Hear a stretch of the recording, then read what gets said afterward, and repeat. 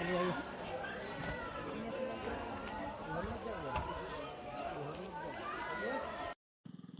नमस्ते प्रणाम, मैं आपका अपना विशु राय हाजिर हूं जुल्म की दुनिया की एक और नई कहानी के साथ।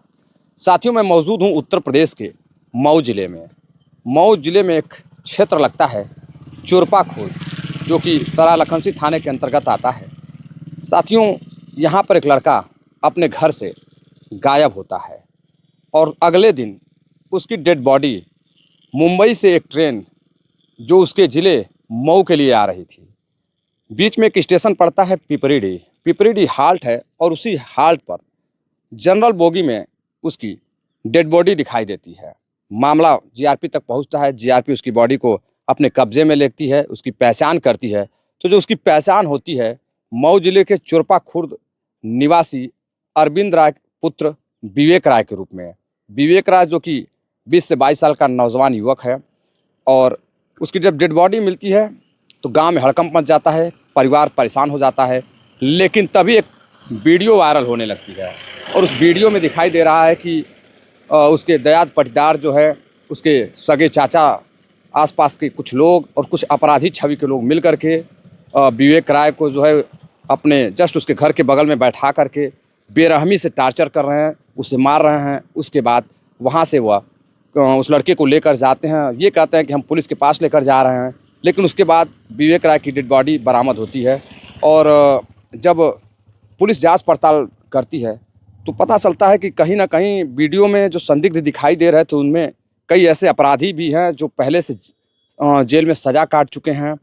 6 से 7 साल सज़ा काट चुके हैं, जिसमें एक राजू राय नाम का युवक है। बताया जा रहा है कि जो जिस घर पे मारा पीटा जा रहा था उसके घर के बगल के ही उसके दयाद पटीदार हैं, उसी के साले जो है राजू राय लगते हैं। और आखिर अब सवाल ये खड़ा होता है कि विवेक राय की हत्या क्यों की गई? यह आत्महत्या है या फिर हत्या है? घर वालों का कहना है कि हत्या की गई है, मारा पीटा गया है।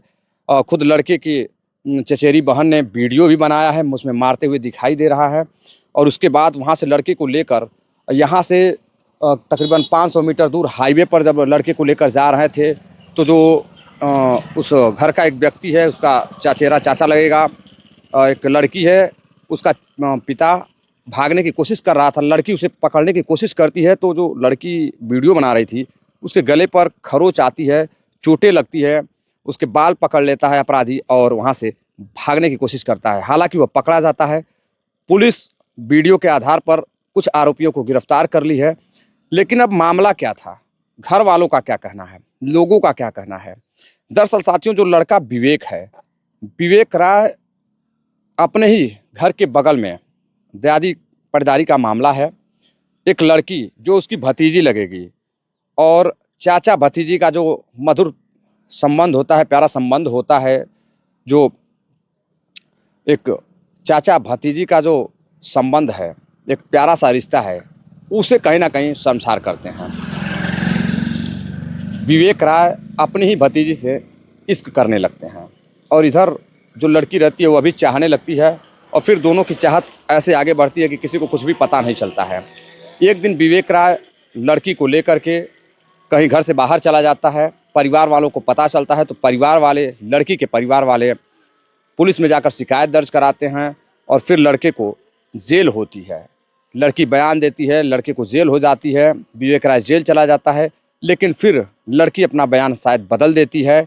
वह कहती है कि मैं अपनी मर्जी से लड़के के साथ गई थी, लड़के का इसमें कोई कसूर नहीं है। फिर विवेक राय छूट कर आता है और जब छूट कर आता है तो जो उसके पिताजी रहते हैं अरविंद राय, वो अपने बेटे को लेकर के असम चले जाते हैं। असम जाकर अपने बेटे के साथ वहाँ पर रहने लगते हैं। लेकिन जैसे ही कुछ महीने गुजरता है, आपराधिक किस्म के लोग, लड़की का पिता लड़की से या फिर किस साजिश के तहत फ़ोन करके लड़के को घर पर बुलाया जाता है और लड़का बिना अपने पिता को बताए चोरी से लड़की से मिलने घर आता है। और फिर जो हत्यारे बताए जा रहे हैं राजू राय और उसके साथ के लोग, लड़की का पिता, जो मिली भगत से साजिशन जो काम हुआ है, वह लोग लड़के को बेरहमी से घर के बाहर बैठाकर मारते हैं, पीटते हैं। लड़का हाथ जोड़ता है, पैर जोड़ता है कि मुझे छोड़ दीजिए। तभी उसकी बहन को पता चलता है, जो चचेरी बहन रहती है, वो छत पर जाती है और वहाँ से एक वीडियो बनाती है जिसमें विवेक राय को मारते हुए दिखाया गया है। और फिर वहाँ से परिवार जो है यह भी कहता हुआ दिख रहा है कि पुलिस को फ़ोन करो। हालाँकि इतनी हिम्मत नहीं जुटा पा रहे थे, लड़की जुटा पाती है, इतना दिमाग नहीं काम करता है कि वो पुलिस को फ़ोन करे।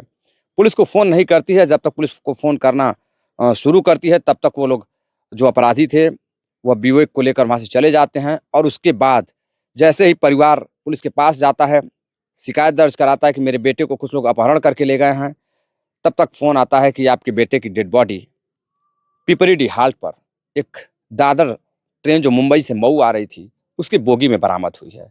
अब परिवार सदमे में चला जाता है। एक भाई और माँ, पिता जो कि असम रहते थे, वो कल रात पहुँचते हैं।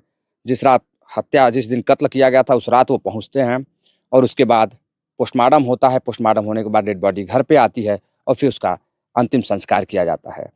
साथियों, ये कहाँ तक सही है? अगर जो लड़की का पिता है, अगर अपने मान स्वाभिमान में हॉनर किलिंग करता है, तो फिर कई तरह की चर्चाएँ भी हो रही हैं कि अगर लड़के को मारा तो फिर लड़की को क्यों छोड़ दिया? क्या सिर्फ़ इश्क मोहब्बत में लड़के का ही कसूर है? क्या सिर्फ़ विवेक राय का ही कसूर था? या फिर उस लड़की का भी उतना ही कसूर है जितना कि लड़के का था? कमेंट कर ज़रूर बताइएगा। फ़िलहाल कुछ अपराधी गिरफ्तार हो चुके हैं। बहुत जल्द शासन भी इस मैटर का खुलासा करेगी। और जैसे ही खुलासा होता है कि आखिर सवाल यह भी है कि डेड बॉडी जो है ट्रेन की बोगी में कैसे पहुंची? जो ट्रेन मुंबई से आ रही थी और जनरल बोगी में डेड बॉडी दिखाई देती है, उससे पहले डेड बॉडी विवेक की क्यों नहीं दिखाई दी? क्या विवेक ने वाकई में आत्महत्या किया है या फिर उसे मारा गया है? लोगों के अनुसार, परिवार वालों के अनुसार उसकी हत्या की गई। वीडियो जो सबूत है उसमें साफ साफ दिख रहा है कि उसे मारा जा रहा है बेरहमी से और उसकी हत्या की गई है। और कहीं ना कहीं यह बेहद ही शर्मसार कर देने वाली घटना है कि एक लड़के को उसके माँ से, उसके पिता से दूर कर दिया गया। अगर ऐसा ही करना था, प्रेम संबंध था, लड़की लड़के एक दूसरे से बातचीत करते थे, तो उसका और भी रास्ता निकाला जा सकता था। आपका क्या ख्याल है? कमेंट कर आप अपनी राय ज़रूर दीजिएगा। मिलते हैं एक और नई घटना के साथ, नई कहानी के साथ। नमस्कार, जय हिंद।